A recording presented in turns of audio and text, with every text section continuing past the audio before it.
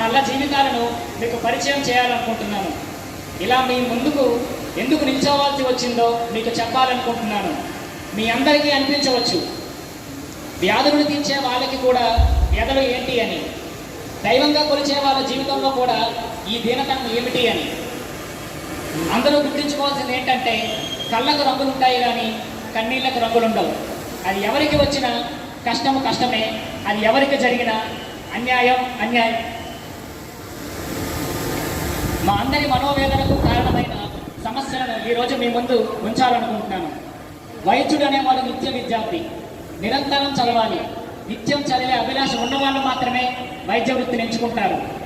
ప్రతి వైద్యుడి ఆశ ఏంటంటే, ముఖ్యంగా ప్రభుత్వ ఆసుపత్రుల్లో చేస్తున్న వాళ్ళ ఉద్దేశం ఏంటి అంటే, ఎంతకన్నా ఉన్నత చదవాలి, ఎన్నో స్పెషాలిటీస్ చేయాలి, మా ప్రాంతీయ ప్రజలకు, మా గిరిజన ప్రజలకు ఆ స్పెషాలిటీ చదువులను అందించాలని ఎంతో ఆశిస్తాం.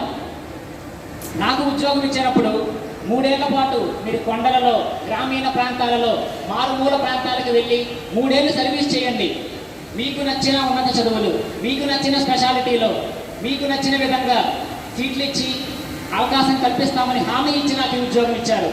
కానీ 3 ఏళ్ల పాటు అమ్మా నాన్నలను వదిలి కుటుంబానికి దూరంగా కొండలు దాటి, కోనలు దాటి, నదులు దాటి ఎంతో కష్టపడి, వాహనాలు ఇవ్వకపోయినా, ఎలవెన్స్ ఇవ్వకపోయినా కష్టపడి పనిచేసిన నాకు ఇప్పుడు మీకు ఇవ్వాల్సిన స్పెషాలిటీ చదువుల సీట్లను సగానికి సగం 15% తగ్గించారు. ఇచ్చిన మాట తప్పడం, ఇచ్చిన హామీ తప్పడం, ఇంతలా పని చేయించుకొని మమ్మల్ని వంచి మోసం చేయడం న్యాయమా అని ప్రశ్నిస్తున్నాను. 25 ఏళ్ళు పనిచేసిన ప్రమోషన్ లేని ఉద్యోగాలు ప్రభుత్వ రంగంలో ఏవైనా ఉన్నాయి అంటే అది కేవలం మా వైద్యాధికారి ఉద్యోగం.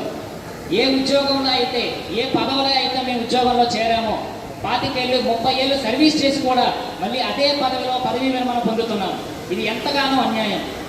అన్ని ప్రభుత్వ రంగాల్లో ఉన్నలాగానే మాకు కూడా వాళ్ళలానే సమయానికి తగ్గట్టుగా ప్రమోషన్లు ఇవ్వాలని కోరడం ఏమైనా గొంతెమ్మ కోరిక అని నేను ప్రశ్నిస్తున్నాను.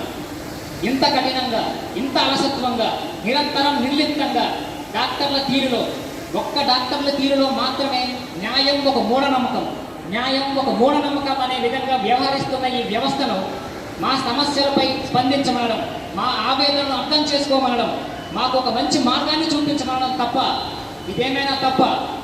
తెల్ల కోటుకు తల్లడిల్లితే, కళ్ళ నీళ్ళే పొగిపర్లితే మా ఆరాటం అసత్యమా, మా పోరాటం అధర్మమా? మీ మౌనం సమాధానమా, ఈ అవమానం తగు న్యాయమా? వైద్యో నారాయణో హరి. కానీ ఆ వైద్యులకే భద్రత దూరమై, భవితలు చీకటై, ఆశలు ఆవిరై, అస్త్రువులు సంద్రమై, ప్రగతికి భారమై, ప్రమోషన్లు శూన్యమై, సేవకు బానిసై, స్వేచ్ఛా చదువులు స్వప్నమై, ఇలా ఒక వెర్రి గొంతునై విలపిస్తున్న మా సమస్యలపై ప్రజలందరూ, ప్రభుత్వాలు కూడా సానుకూలంగా స్పందిస్తాయని ఆశిస్తున్నాను. ఇవి 2 నిమిషాల మాటలు మాత్రమే కాదు, ఇవి 2000 వైద్యుల యొక్క ఆవేదన, ఆక్రోశం. ఓపికగా విన్న అందరికీ నా అభినందనలు.